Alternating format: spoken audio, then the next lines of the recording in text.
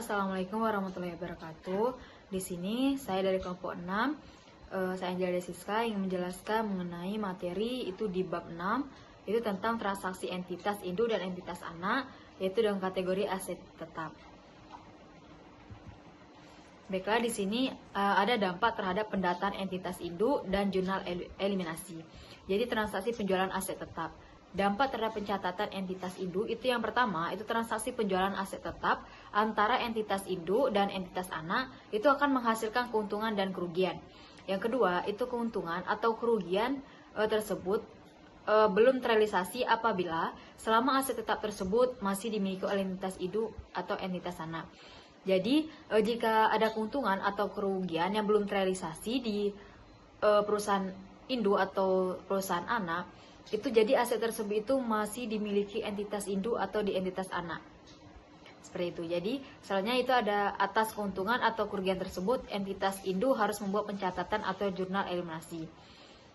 Selanjutnya itu ada dampak terhadap jurnal eliminasi. Yang pertama itu ada aset tetap yang diperoleh entitas anak dari entitas induk atau sebaliknya.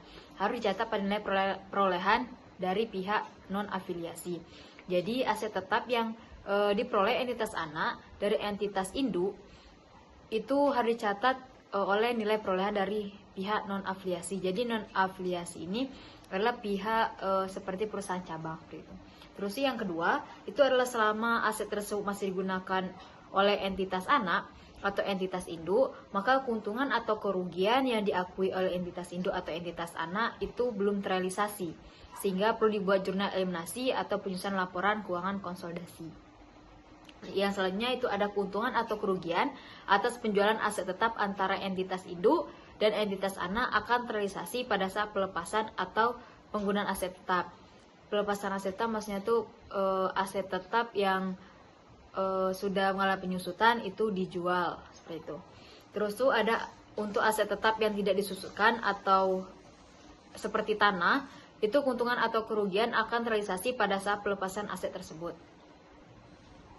Terus tuh untuk aset tetap yang disusutkan itu seperti bangunan, mesin, kendaraan, itu keuntungan atau kerugian akan terrealisasi pada saat aset tersebut digunakan atau dijual.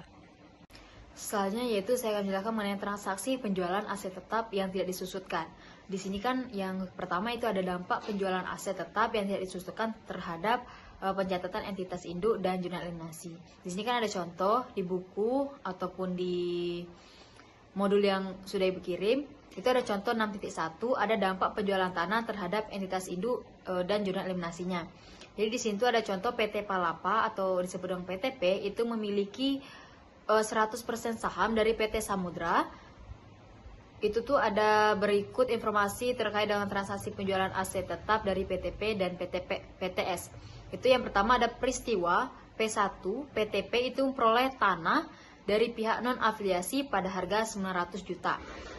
Peristiwa P2 itu PTP menjual tanah kepada PTS pada harga 1 miliar. Yang ketiga itu peristiwa P3 PTS menjual tanah kepada pihak non-afiliasi pada harga 1.200.000 juta.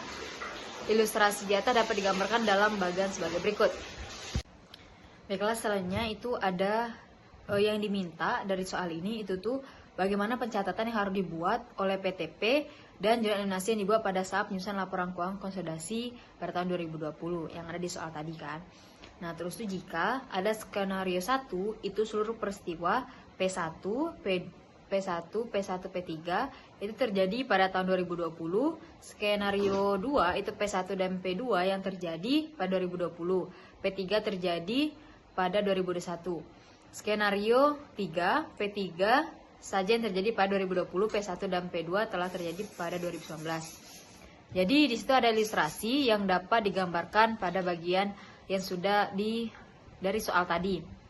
Bisa teman-teman lihat di modul ataupun di buku yang sudah kawan-kawan pegang. Itu untuk skenario 2 itu tuh dari jurnalnya itu jurnal untuk mencetak keuntungan yang belum terrealisasi. Itu jurnal itu bagian laba atas entitas anak sebesar 100 juta. Investasi pada entitas anak itu di kredit itu sebesar 100 juta. Terus tuh untuk penyelesaian di skenario 3 itu jurnalnya itu ada investasi pada entitas anak itu di debit sebesar 100 juta dan bagian laba atas entitas anak sebesar 100 juta.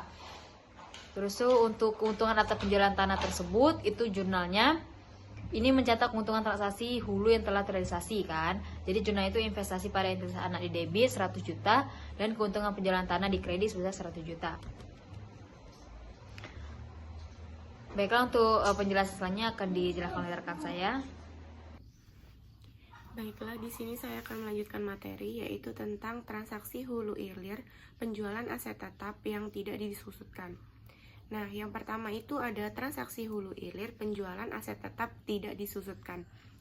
Nah, di mana transaksi hulu penjualan aset tetap tidak disusutkan itu adalah transaksi yang dilakukan oleh perusahaan anak kepada perusahaan induk. Namun, aset tetap yang dijual itu tidak disusutkan. Nah, aset tetap yang tidak disusutkan itu adalah tanah, konstruksi dalam pengerjaan karena nilainya diperkirakan akan selalu naik.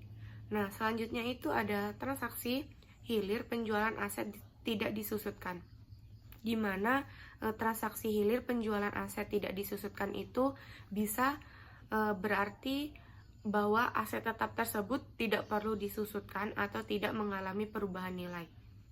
Nah, tidak semua aset tetap itu perlu disusutkan karena semua jenis aset tetap tidak mengalami penurunan nilai.